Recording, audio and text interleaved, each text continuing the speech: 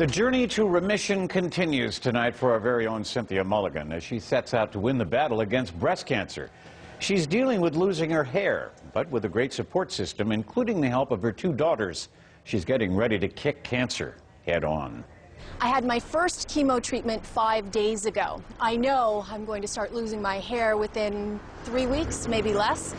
I'm not very happy about it, but it is the reality of the situation. So, to make myself feel better, I've come here to find myself a wig. And I brought my girls. We're gonna have some fun and find Mummy's new look. Right, guys? Yeah. All right, let's go. Which one should I try on first? Okay. How's that? It's really important to me that this isn't a terrifying experience for my girls. So I'm trying to keep it as positive as I can for them. The main message I want to show my girls is that challenges can be overcome with grace and a smile. That's what I hope to teach them through this. I hope I can do it. This is crazy. We are at Continental Hair on Avenue Road. There is every style, length, and color imaginable to choose from.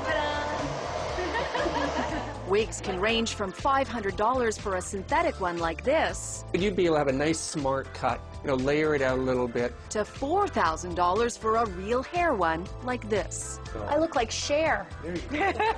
There you go. Michael Suba is the owner of Continental Hair and a cancer survivor himself. You know firsthand what people are going through.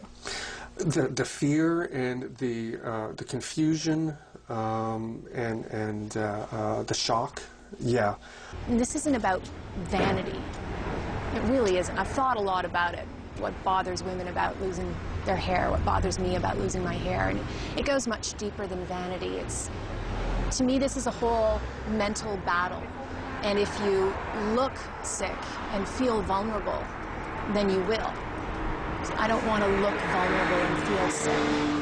I want to feel powerful. I want to look powerful. You just look so cool. Let's your hair back. This is my best friend, Martha. We went to university together. She's my stylist. How much is that wig, Michael? Something like this, you're looking closer to like $2,800, $2,900. That's beautiful. Every one of those hairs is hand knotted into the base, so it's just all done by hand. So it's a nice piece of work. A bob. You look like a Stepford wife. What do you think, Pete? Should I go brunette? Yes. Oh, this is so not me. It's just not on so many levels. Oh, this is wrong. No. My little Hillary's biggest concern seems to be that my wig might fall off. What if it's really windy and she's not wearing a hat? Well, then she's going to tighten it up, because in here you've got these elastics that you can move along to make it tighter so that it'll fit even more snug for days like that. Okay? Does that make you feel better? It won't fall off, okay? Now I'll blow dry your Blow dry my hair. Hit me, baby. Michael helps hundreds of women every year cope with the devastating side effects of chemo. They come in and they're scared. We've all heard horror stories of wigs. We've all seen horror stories of wigs. And they see that we're able to do something for them, and it looks great, and it's comfortable, and it's nice, and it's easy. And the relief is terrific. It's wonderful to see. It's almost like I still look like me. I can do this. Yes, absolutely.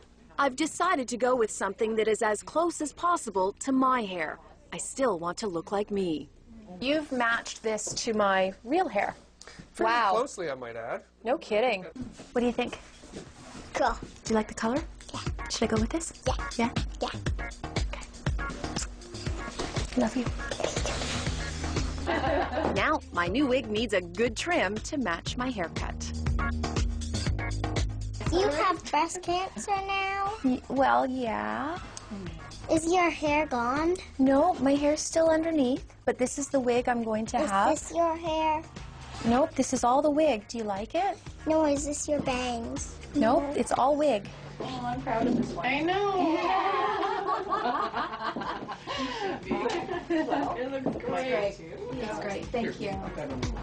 I left, testing out my new wig, feeling relieved and prepared for my hair to fall out. My first chemo treatment was now exactly 2 weeks ago today, and I thought I'd start losing my hair in either week 3 or week 4, but it's coming out far faster than I expected. So tonight, I'm cutting it all off, and my daughter Gwendolyn gets to take the first snip. Go ahead.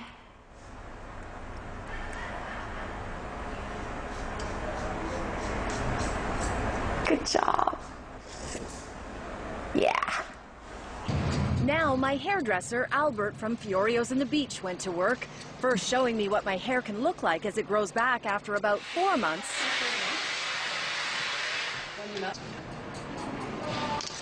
And now, after about 2 months. What do you think, Gwen? Good. Is it coming out? Let's see. Okay, let's go shorter. And now, the new me, for the next 6 months or so. All right, here we go. The reveal. Ta-da! You've obviously got a great support network, but my guess is that your two biggest supporters are your daughters. Oh, they give me so much strength. Now, how are they dealing with this? How did you present it to them, and how have they responded? I thought about it a lot before I told them about it because I didn't want it to be a terrifying thing. So what I said was, I'm not sick, but there's something in my body that will make me sick unless I get it out. And I'm going to look really funny for a while we do that. And they laughed, and I made it a lot of fun, and guess what? Mommy's going bald, you know? And they laughed. Yeah. So they know it's breast cancer. They know what that is. But Did you get it. have somebody saying this is the way you should deal with your kids, or suggesting ideas about how to approach them on the issue? I had already decided that that's what I was going to say to them, and then I talked to the social worker from my school. Yeah. She was wonderful, and she agreed with the philosophy that I was taking, so she told me I was on the right track. But she's also there at the school to talk to my kids if they need it.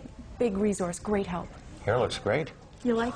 I'm a little self-conscious, I have to admit. No, it looks great. Yeah? I mean, you know, if I saw you on the street, I'd say, yeah, okay, that's the old Cynthia, yeah. Okay, thanks. It's not pink. The support continues to pour in for Cynthia online. If you want to keep up with her progress, visit her blog, citynews.ca.